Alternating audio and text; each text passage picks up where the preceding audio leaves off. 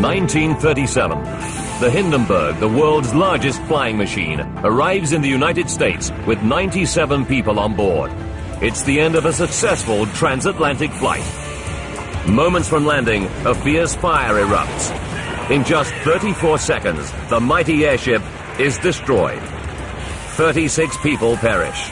Many suffer agonizing burns. But what caused the devastating fire? Now, a 21st century air crash detective re-examines one of the most famous air disasters in history. Using advanced computer simulations, we reveal what really destroyed the Hindenburg. Disasters don't just happen, they're a chain of critical events. Unravel the clues and count down those final seconds from disaster.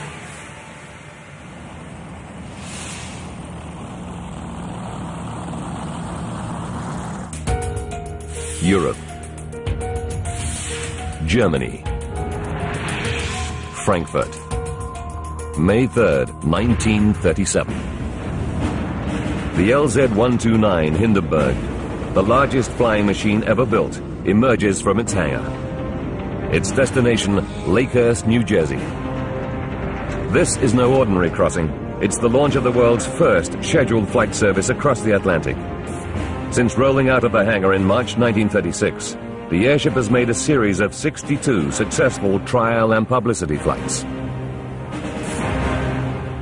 Built by the Zeppelin Company, the Hindenburg is 245 meters long, as big as an ocean liner, and stands as tall as a 13-story building. The 36 passengers boarding tonight will spend the flight on the passenger deck towards the airship's nose. Most are high-profile businessmen, but also on the passenger list is one of the first families ever to fly in the Hindenburg, Hermann and Matilda Dörner, and their 3 children, Irena, Walter, and Werner. The wealthy family live 11,000 kilometers away in Mexico and are returning from a vacation in their German homeland. For 8-year-old Werner, flying in an airship is a once-in-a-lifetime experience. The Zeppelins in general was the word of the day, and it was the fancy way to go. Airships are considered the cruise liners of the future, but for now they are the sole preserve of the seriously wealthy. A one-way ticket costs $400. That's over $5,000 in today's money. It buys the ultimate luxury travel experience. A restaurant serving cordon bleu cuisine and the finest wines. Fashionably designed lounge areas, and of course, spectacular views from the promenade deck. Werner's sister, Irena, is 14. For her, the voyage is a chance to leave childhood behind and mix in sophisticated adult circles for the first time. It was sort of special for her. Somehow, during this trip, she grew up enough so that she asked her blades to be cut, and she had a new hairdo. And well, she was now a young lady. Down on the ground, a crowd gathers to watch the launch. For many, just seeing this massive flying machine up close is a thrilling experience. As passengers board, all their lighters and matches are confiscated, and they are expressly forbidden from straying outside the designated passenger areas. With good reason. The airship's outer skin is made of strong cotton and linen, waterproofed and tightened with a chemical paint called dope. Inside the skin are 16 gas bags, over 30 meters tall, holding nearly 200,000 cubic meters of hydrogen, a highly flammable, lighter-than-air gas that gives the airship its lift. Forward of the passenger deck, slung beneath the airship, is its nerve center, the control car. In command is Max Pruss. He's one of the company's most experienced captains with over 20 years flying experience. And he's captained the Hindenburg on 22 flights. 8:15 p.m. Right on schedule, Captain Pruss orders the ground crew to release the landing ropes. The flight crew dumps 590 kilograms of water ballast, and the airship begins to rise.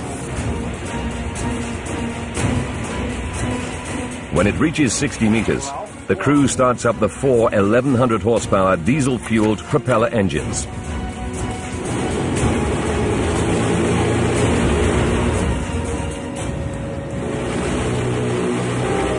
On the passenger deck, the Derners wave goodbye to friends and family below. For Matilda Derner, leaving her homeland once again, it's a poignant moment. I remember my mother had tears in her eyes when the ship lifted. That was so seldom for her. I can hardly remember having seen tears in her eyes anytime. Within minutes, the Hindenburg reaches its top speed of 125 kilometers per hour. The 6,500-kilometer voyage should take just 2.5 days, just over half the time taken by a ship. Its flight path will take it over Holland, down the English Channel, and across the Atlantic to America's east coast. The Zeppelin Company is sending its head of operations, Ernst Lehmann, to oversee this critical flight. Lehmann is an enthusiastic supporter of Germany's ruling Nazi party. He's on board to ensure the Hindenburg stays on schedule. Any delays would be deeply embarrassing. But as Lehmann knows, the Hindenburg has an Achilles heel: bad weather. Strong winds can blow the airship off course. They also make its complex landing maneuvers more difficult. A bad storm could even put the airship in danger. In 1930, the pride of the British Empire, the R-101 airship, was en route to India. It hit a storm over France and went down nose first. The resulting crash killed 48 of the 54 people on board. The tragedy ended the British airship program. Between 1925 and 1935, the US Navy lost 3 of its airships in severe weather. By 1937, only one, the Los Angeles, is still in service. Assistant Cabin Steward Werner Franz isn't worried. The Zeppelin Company has a 100% safety record in 27 years of flying passenger airships. And 14-year-old Werner knows that in hard times like this, he's lucky to have a job.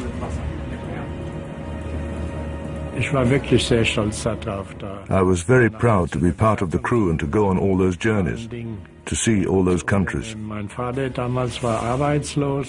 was out of work at the time and we had very little money. To be part of this, it was incredible.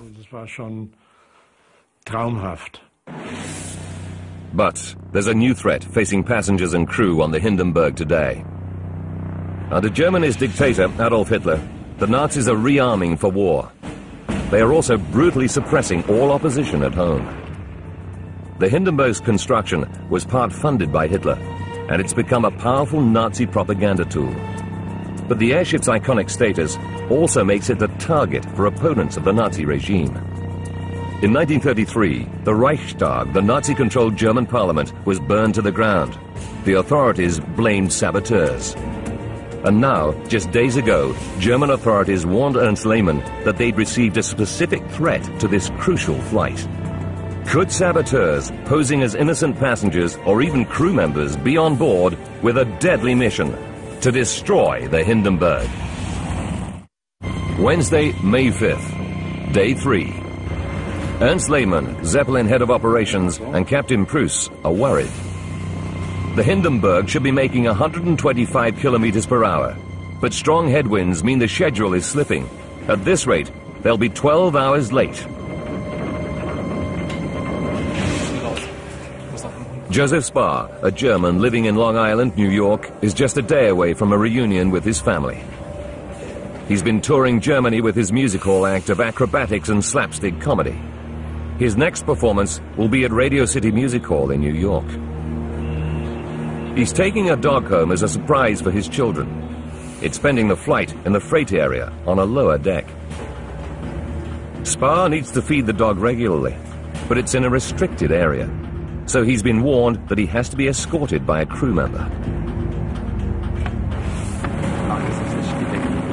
Ernst Lehmann, Captain Pruss, and a Zeppelin Company observer are the only 3 on board aware of the sabotage threat to the Hindenburg.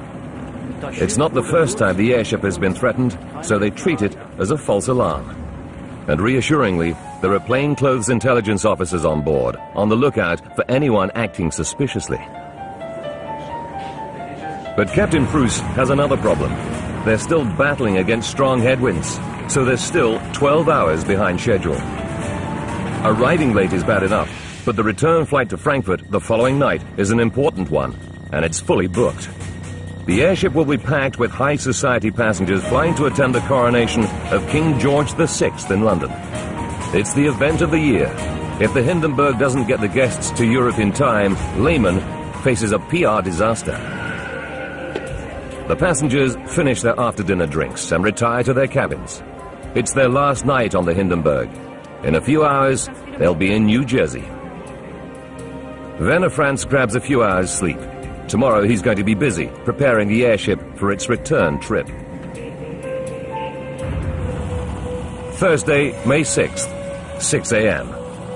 The Hindenburg should be landing at Lakehurst Naval Base, but it's still 1,130 kilometers away. The estimated arrival time is 6 p.m., 12 hours behind schedule. Lehman and Preuss should have 16 hours to land the airship, disembark the passengers and freight, and complete refueling and reprovisioning before heading back to Europe at 10 p.m. Today, they'll only have 4 hours. It's going to be tight. 2 p.m. Mrs. Derner packs the family's bags. On the passenger deck, Joseph Spar can't wait to see his wife and children. He knows how thrilled they'll be when they see the dog he's bought for them. The Hindenburg approaches New York, just 80 kilometers northeast of their destination. Captain Preuss treats the passengers to a bird's-eye view of the Manhattan skyline. From a crew lookout area at the top of the airship, 14-year-old cabin boy Werner Franz marvels at his first glimpse of the new world.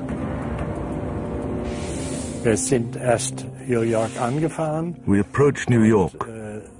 This sea of buildings, the Statue of Liberty, the skyscrapers, all that was something I'd never seen before. 3 p.m. The Hindenburg appears out of the clouds over the airfield at Lakehurst. Base Commander Charles Rosendahl watches the giant airship pass over the hangar. He's a veteran airship commander with 13 years flying experience, and he's worried. A thunderstorm is developing, and winds are picking up. Landing an airship is a delicate operation requiring accurate maneuvering. Attempting it in bad weather could end in disaster. Rosendahl radios Captain Preuss. He recommends delaying the landing until the conditions improve. Radio this to the Hindenburg. Very good. Preuss has no choice but to turn the airship away. He heads southwest to await a break in the weather. Preuss and Lehman know that any chance of making the 10 p.m. departure is rapidly disappearing. But first, Preuss must focus on landing the airship. 5:12 p.m. At Lakehurst, the wind eases. Commander Rosendahl radios the Hindenburg. He tells Preuss, "Conditions now suitable for landing. Ground crew is ready." Captain Preuss turns the airship back towards Lakehurst, but it encounters increasingly heavy rain, which slows its progress. The passengers make for the promenade areas for the final moments of the flight. 6:11 p.m. Captain Preuss swings the airship round to land into the wind, the safest way of landing. 6:13 p.m. Suddenly, the wind veers to the southeast.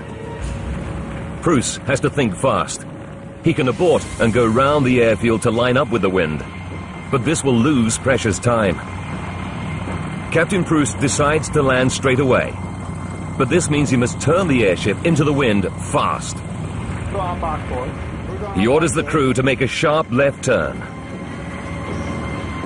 6:17 p.m. Now Captain Preuss notices the ship is heavy at the rear. He must balance the airship before landing, or he risks damaging the tail. He orders over 1,000 kilograms of ballast from the ship's water tanks to be jettisoned. 6:19 p.m. Preuss orders a final sharp right turn to line up with the mast. The airship is still sloping to the rear. Preuss orders 6 crew members from their mess hall in the rear to come to the nose of the ship to add more weight at the front.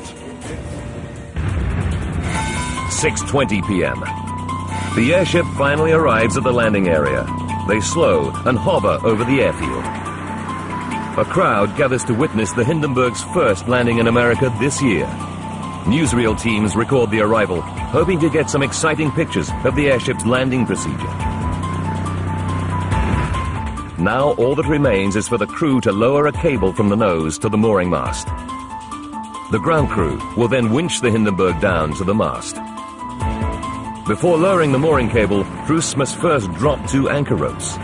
These are held by the ground crew to stop the airship drifting. 6:21 p.m. The first anchor rope drops to the ground, closely followed by the second. 6:25 p.m. Suddenly, the crowds on the ground see flames appear around the fin. Then the airship's nose rears up. Tables and chairs slide backwards. Passengers tumble down. Werner Doehner feels the air turn to a furnace-like heat. Suddenly the air was on fire. In an instant the whole thing was on fire. The world's largest flying machine is now a blazing inferno. 97 people, including the 3 Doehner children, are trapped inside the Hindenburg, 60 meters above the ground. 36 passengers are just moments from disembarking from the Hindenburg when disaster strikes. In the control car, the crew feel a massive jolt. An officer shouts, "The ship's on fire." The nose rears up over 100 meters above the ground. The fire roars through the airship. Within seconds, the Hindenburg is engulfed in flames. Werner Franz is trapped on the walkway on the lower deck. He must find a way out before the flames reach him. Right away, this bang told you that a major catastrophe had happened. You knew right away the airship was lost. The airship was burning and couldn't be saved. Werner stumbles along the gangway, looking for a way out, but he trips and falls. He grabs the rope handrail and holds on. As I was hanging onto these ropes, everything I had experienced in my life came back as if it were a film.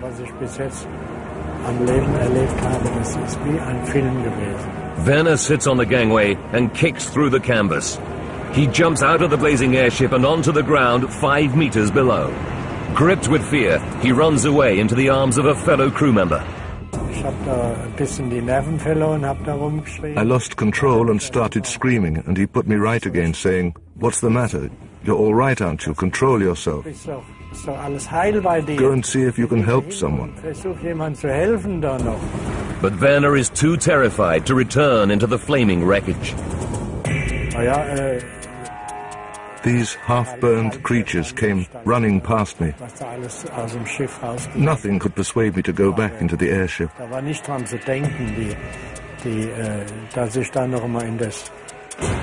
The fire rushes up the airship. The Doehners are still in the passenger lounge. If they don't get out now, they'll burn. But they're still 9 meters up.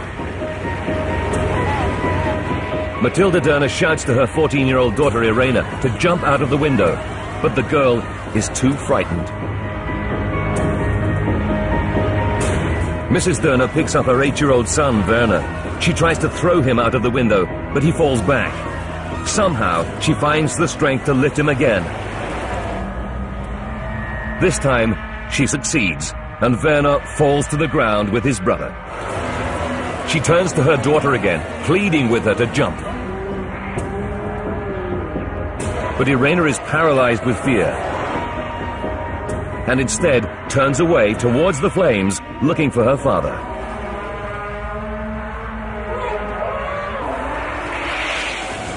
In desperation, Mrs. Doehner jumps out after her sons.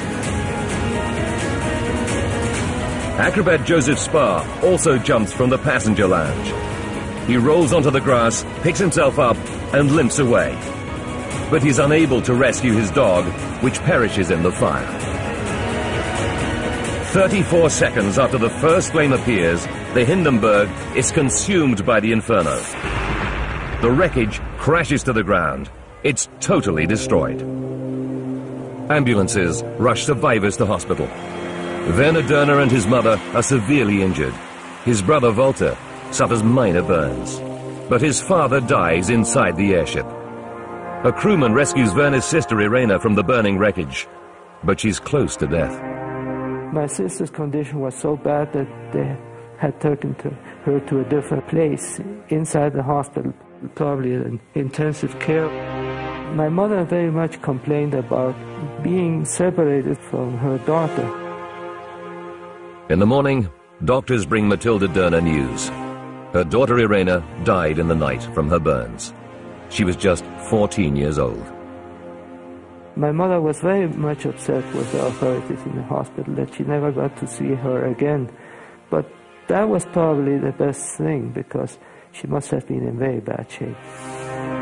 Captain Pruss survives but is badly burned. Ernst Lehmann is fatally injured. Of the 97 people on board, 29 are dead. One ground crewman perishes. Another 6 people die in hospital. But what caused this tragedy? The Germans have a 100% safety record operating passenger airships. And the Hindenburg was a state-of-the-art aircraft. The pride of the Third Reich. The United States and Germany open a joint inquiry. They interview the surviving crew members and passengers. They take testimonies from over 90 eyewitnesses. But in 1937, there is very little cockpit technology to conduct a conclusive crash investigation. And in the 68 years since the disaster, many different theories, some highly controversial, have emerged. Debate still rages today over what really downed the celebrated airship. Now, Seconds from Disaster re-examines the investigation into the loss of the Hindenburg. Using modern-day forensics and scientific experiments, we will finally solve the mystery. What was it that started the fire aboard the Hindenburg? Could it have been an act of sabotage? And what really fueled the blaze so that it consumed the whole ship in 34 seconds? Advanced computer simulation will take us where no camera can go, into the heart of the disaster zone. Greg Feith is one of the United States' most experienced crash detectives. He has 20 years of service with the National Transportation Safety Board. For 8 of those, he was the investigator in charge of the team that attends every major crash site in America, known as the GO Team. He's worked on some of the world's most complex and baffling air crashes. And so far, he's solved every one of them.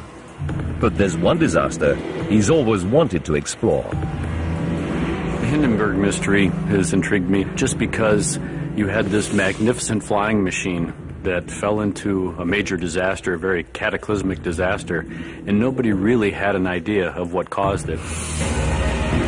But Feith brings a modern crash investigator's expertise and forensic skills to the disaster. He must keep an open mind as he investigates every possible reason for the crash. In any major explosion in a modern aircraft, all eyes immediately turn to terrorism. Anytime you have an in-flight fire, you have to think the worst. You have to try and determine what led to that in-flight fire. You go to the extreme, and the extreme is sabotage. Feith learns that the Hindenburg received many sabotage threats in its 1 year of operations. But who would want to destroy it?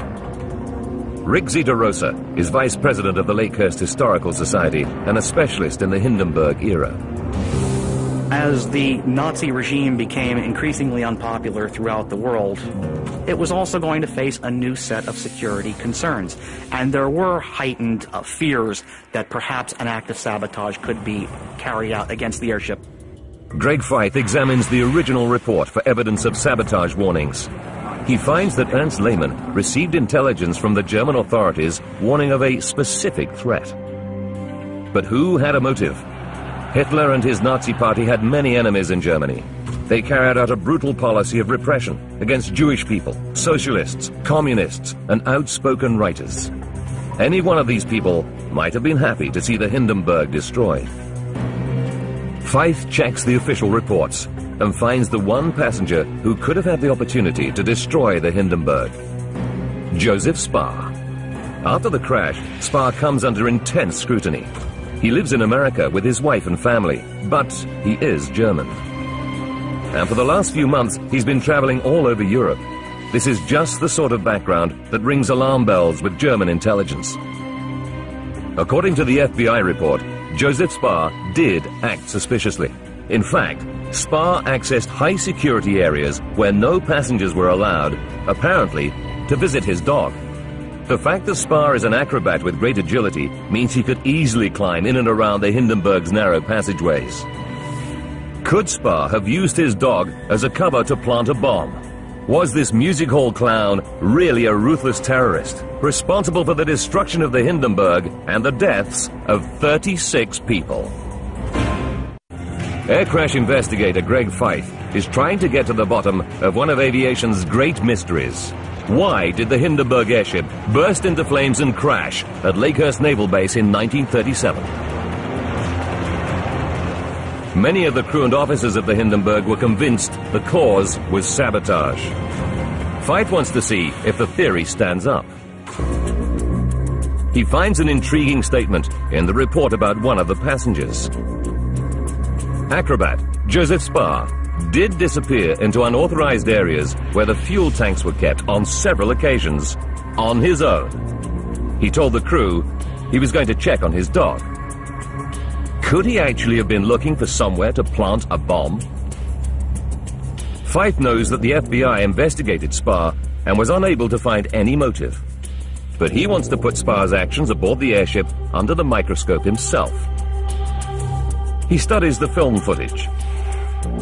He reads eyewitness reports. They state that the fire started at the top of the airship near the vertical fin. For Spar to reach this area, he would have to climb up a 30-meter shaft. Even with his acrobatic agility, this would take several minutes. And he would have to somehow avoid being challenged by the many crewmen patrolling this area. And if he were caught, he could hardly claim to be feeding his dog when it was stored in the freight area at the foot of the airship. Why would he have taken so many risks when he had ample opportunity to plant a bomb here, which would have had just as deadly an effect? Feith decides it's too far-fetched and rules Spar out as the potential saboteur. So, if it's not a terrorist act, what else could set the airship on fire? The joint reports state that a spark ignites leaking hydrogen that consumes the airship in 34 seconds. Hydrogen certainly seems the obvious culprit. It's highly flammable when mixed with air, and the Hindenburg had 16 gas cells with a total of 200,000 cubic meters of hydrogen. But in nearly 70 years since the accident, many experts have cast doubt on the idea that hydrogen was the fatal accelerant in the fire. The Germans were aware of the dangers of hydrogen, so they took every possible precaution. All passenger cigarette lighters and matches are confiscated at the start of the voyage as a fire precaution. And hydrogen can only ignite when mixed with air.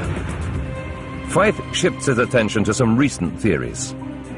Some experts claim that leaking diesel fuel caught fire first, and only then hydrogen once the fire had spread. Feith studies the Hindenburg blueprints. There are 88,000 liters of diesel stored in tanks at the bottom of the airship. The fuel lines run from the tanks to the 4 exterior mounted engines. Could there have been a fuel leak in one of these lines? Looking back through the Hindenburg's flying history, he comes across a statement made by an American observer. Harold Dick, an engineer working for the U.S. airship company Goodyear, was invited by the Germans to attend the trial flights in 1936. On one of these, he noticed a strong smell of diesel in the keel, or bottom of the airship. Greg Feith finds that on a later flight, Dick notes that the main fuel lines do not seem to be particularly tight. This fuel leak theory now looks attractive to Feith, but he needs to know if there was a fuel leak, what ignited it. The most likely cause would be a short circuit in the electrical cables creating a spark. But Feith isn't convinced that a spark would ignite diesel. He knows that diesel has a high flash point. It must reach nearly 65 degrees Celsius before it'll catch fire. If there were a diesel leak, it would have to be heated up to that point before a spark could ignite it. Fyfe studies the airship plans to see if there is any point where diesel comes into contact with a heat source. He finds just one, the engine rooms. This is the hottest point the fuel passes through before feeding the 1100 horsepower engines. But there's a problem. The engines are all externally mounted, suspended below the airship. If a fire had started here, then eyewitnesses on the ground would have clearly seen it. Instead, they all report that the fire started at the top of the ship. To have a fire ignite on the bottom of the airship, propagate through the entire diameter of the airship, and then exit out the top in a very short period of time without anyone noticing is very remote. Greg Fyfe rules out a diesel leak as the cause of the blaze that engulfed the Hindenburg. Now he turns to the other prominent theory for the blaze. Not something inside the ship, but its outer skin. The outer covering is a cotton linen material painted with a chemical known as dope that waterproofs the airship and protects the gas bags from the heat of the sun's rays. The dope used on the Hindenburg was a new type of paint called cellulose acetate butyrate. This dope is more flammable than previous paints. The paint theory states that somehow the skin of the airship caught fire. The Hindenburg burned fast. The footage reveals that the fire swept through the entire airship in just 34 seconds. Would the doped outer cover really be so flammable? When you look at the fabric that was used to cover the Hindenburg, it's a cotton linen material. So on its own, of course, it's flammable. But it was impregnated with this doping material. And while it too has some flammable capability or characteristics to it, can it burn that fast is the big question. Fyfe decides to conduct an experiment to test the paint theory. He prepares a sample of the outer cover. It's made from exactly the same type of linen cotton material. The cloth is doped with a mixture of iron oxide powder and aluminium powder, just like the skin of the Hindenburg. If the material is the accelerant, this experiment will prove it. For safety, the test is done outside. If there's any wind, it's likely to push the flame in one direction faster than the other. So to compensate for this, he uses 2 stopwatches to time the burn. Go. As soon as the flame reaches the edge of the inner circle, he starts the clocks. When the flames reach the outer edge, he stops the clocks. 1 minute for the wind-assisted side, and 1 minute and 8 seconds for the flame to travel against the wind. Both much too slow. The Hindenburg, all 245 meters, burns in 34 seconds. At the burn rate Fyfe's timed, the Hindenburg would have taken 40 hours to be destroyed. Greg Fyfe concludes the outer skin cannot be the fatal accelerant. So what did burn the Hindenburg? Was the original report right after all? Was it the hydrogen? From the investigative standpoint, you have to wonder what can burn that quickly and literally take an 800-foot tube and destroy it in a matter of seconds. Fyfe commissions Professor Nick Syred, a mechanical engineer with 30 years' experience specializing in combustion rates, to calculate if it was hydrogen that burned the Hindenburg. The airship was 245 meters long. Professor Syred knows from scientific study that hydrogen can burn at a rate of 9 meters per second. I made calculations of the flame speed of hydrogen, and it's perfectly consistent then within about 30 seconds or so that a flame can engulf the whole of the Hindenburg. There is nothing else on the airship which can burn that quickly and cause the Hindenburg to be destroyed in the same period of time. Greg Fyfe concludes that hydrogen is the fatal accelerant for the fire that tore through the Hindenburg, consuming it in 34 seconds. But the hydrogen would have had to escape to mix with air before it could become flammable. Trawling through the witness testimonies, he finds something that could suggest a hydrogen leak. Eyewitnesses on the ground notice a fluttering at the top of the airship near the vertical fin just before the fire starts. Could they be seeing escaped hydrogen pushing against the outer envelope? The original report concluded this may have been the case. But Feith wants to find out how the hydrogen could leak out. He studies the composition of the gas cells. They're made of a special plastic film sandwiched between two layers of thick cotton. It would take considerable force to rupture these cells. Is there anything on the airship capable of causing such damage? Next, Feith focuses on the Hindenburg's bracing wires. Thousands of cables that are vital to the overall strength of the machine. There are over 200 kilometers of wire bracing the airframe. They're each about 3 millimeters thick, made of steel similar to piano wire, with a breaking stress of 450 kilograms. Is it possible for one of these wires to snap? He checks the maintenance records and finds out that bracing wires have snapped on airships in the past. Feith examines the Hindenburg's final journey to find out if anything could have put the airship under structural stress. He first checks the weather conditions. The airship battled strong headwinds all the way across the Atlantic, but according to the flying logs, it had flown through worse conditions in the past. But examining the last moments of the flight, Feith finds a critical clue. Shortly before the fire, the Hindenburg makes its final approach. Then, suddenly, the wind changes direction, and Captain Pruss orders the crew to make a sharp left turn. Finally, Pruss orders another sharp turn, this time to the right, to line up with the mooring mast. But would these tight turns snap a bracing wire? Feith checks the design plans and finds that the Hindenburg wasn't designed to make sharp turns. As the airship turns, it generates sideways pressure on the tail fin. The Hindenburg is 245 meters long. If it turns too sharply, it could put too much stress on the airframe. A bracing wire could snap under this kind of tension. In a tight turn, the greatest stress on the airship is just forward of the tail fin. And Feith knows from eyewitness reports that this is where the fire probably started. If a wire did snap, the whiplash effect would be so violent it could slash through the gas bag's protective covering. And Feith also realizes that the airship may have been leaning to the rear as a result of hydrogen leaking from a cell. They did have some support tension wires that had broken in the past, and because that the captain was making very hard turns left and right, it could have caused one of those tension straps to break, sliced a hole in that gas bag to allow the hydrogen to leak out. Greg Feith concludes that a snapped bracing wire caused the fatal leak of hydrogen. But this doesn't explain what could have ignited the escaping hydrogen. He studies the weather conditions at the time of the accident. The report states there was light rain over the airfield. A thunderstorm had recently passed by. There was lightning still visible to the south of Lakehurst.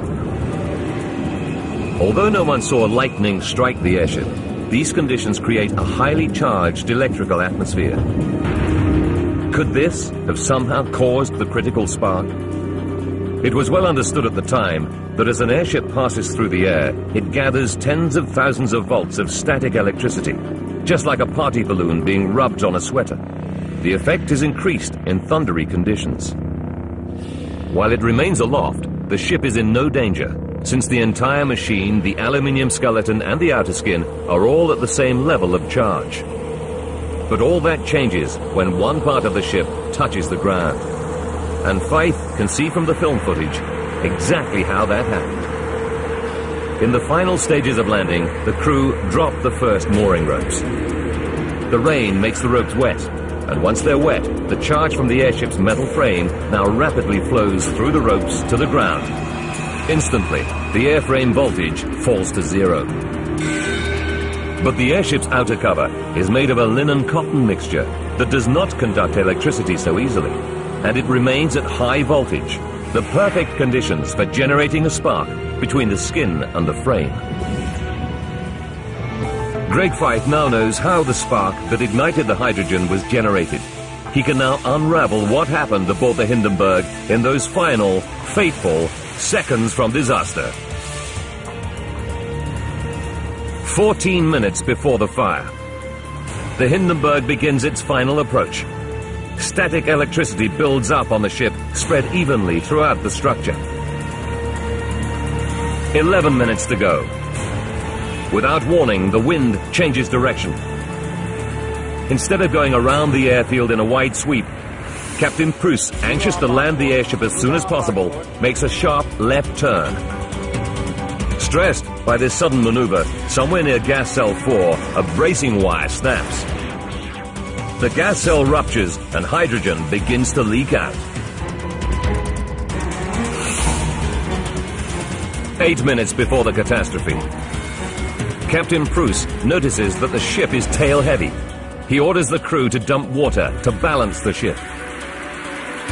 Then Pruss orders another sharp turn, this time to the right, to line up with the mooring mast. The ship is still tail heavy. Captain Pruss orders 6 crew members to walk to the nose to try to counterbalance the sloping tail.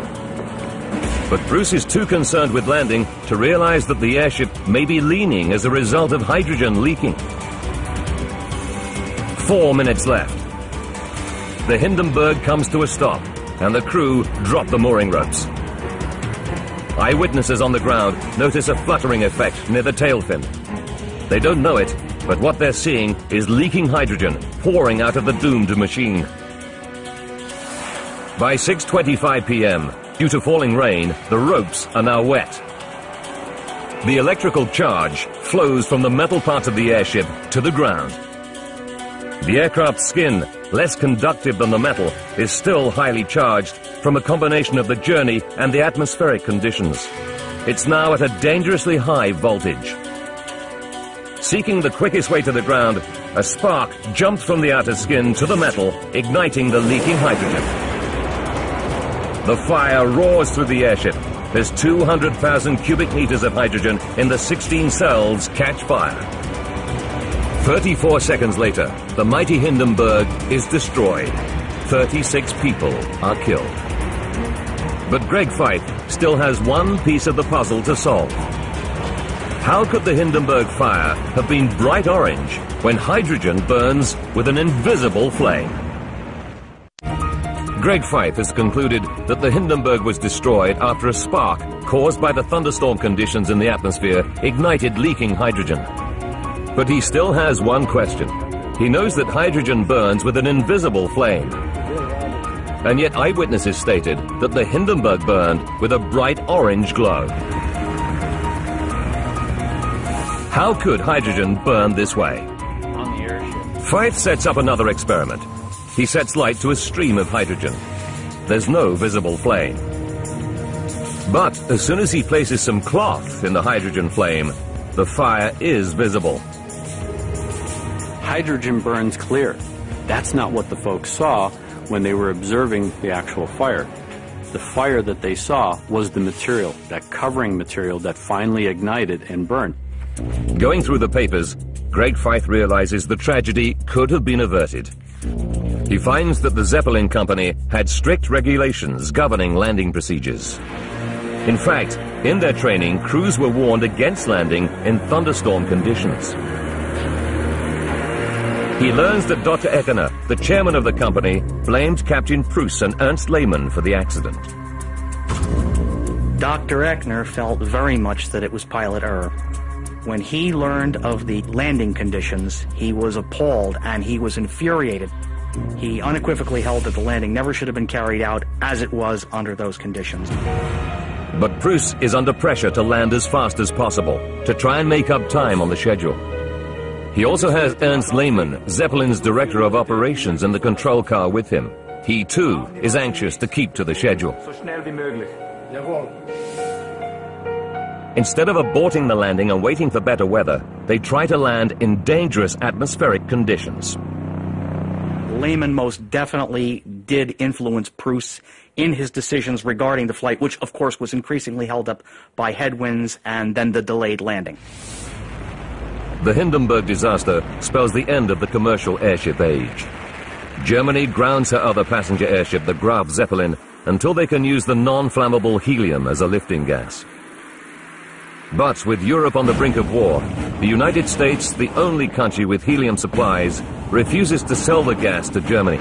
And when war does break out, the Nazis cancel the airship program completely. But valuable lessons are learned from the disaster. Hydrogen has never been used again to lift passenger airships. Today, all airships are filled with helium. Directly after the Hindenburg crash, the Zeppelin company designed a Thunder car. This machine, located at their Frankfurt airfield, measures the electrical activity in the atmosphere. It's a breakthrough in collecting accurate data on thunderstorm conditions. And today, understanding of weather is at the forefront of all aviation safety.